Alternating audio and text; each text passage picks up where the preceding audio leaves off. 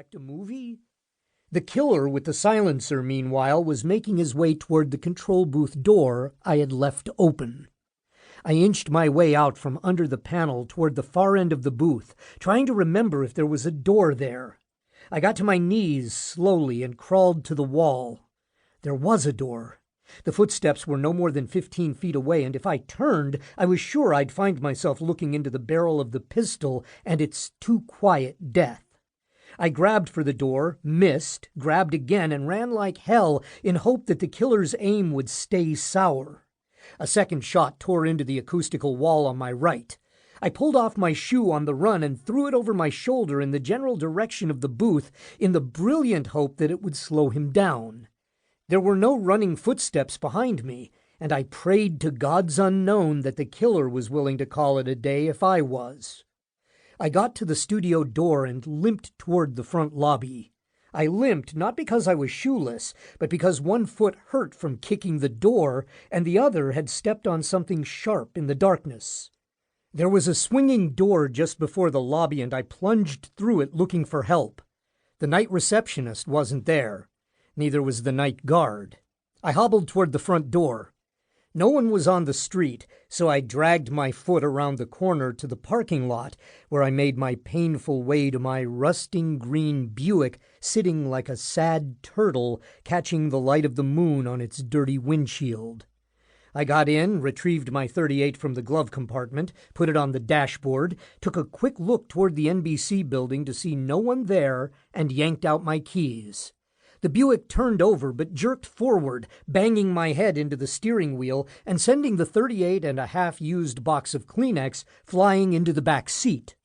One of my tires was flat. I turned around to scramble for the .38 in the shadows, missed it, and caught a glimpse of a figure with a gun walking slowly across the lot toward me. Bullet number 3 turned my front windshield into a spider web. It was a fascinating pattern, but I didn't have time to admire it or wonder where the hell the population of Los Angeles was. I pushed the door open after one more frantic search for the pistol and rolled onto the gravel. My gray zipper gabardine windbreaker from Muller and Blewett's was holding up reasonably well, but my expenses were mounting. A flat tire, cracked windshield, medication and treatment for a lacerated foot. I got to my knees and scrambled around a couple of cars toward the side of the NBC building, counting my assets. These included about 17 years of dubious experience and darkness to hide me.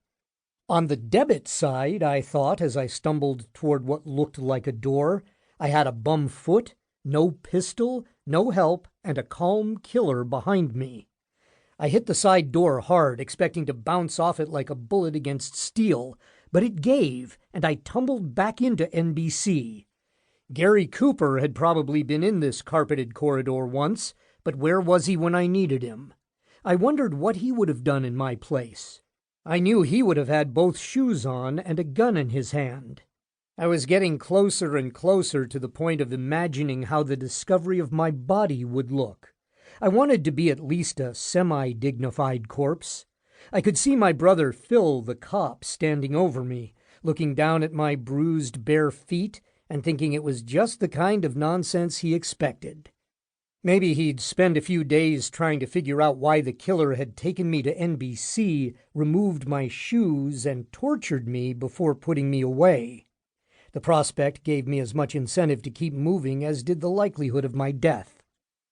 Footsteps trampled gravel outside the door I had just dived through.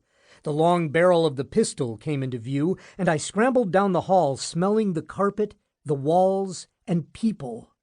I was aware of too much. It was a sure sign of fear. In the second or two it took the character with the gun to step into the light, I pushed at a door. It didn't give. Bullet number 4 missed. A plan came to mind while I panted and ran. It was just as bad as my other plans. I decided to scream until someone in the damn building heard me. To hell with dignity. I'd even take an old cleaning lady. But I changed my mind. What difference would a cleaning lady or two make to someone who was out to equal the record of Billy the Kid? I wondered if the guy with the gun had noticed that I wasn't shooting back. I thought about trying to get back to the door and my Buick, find that damn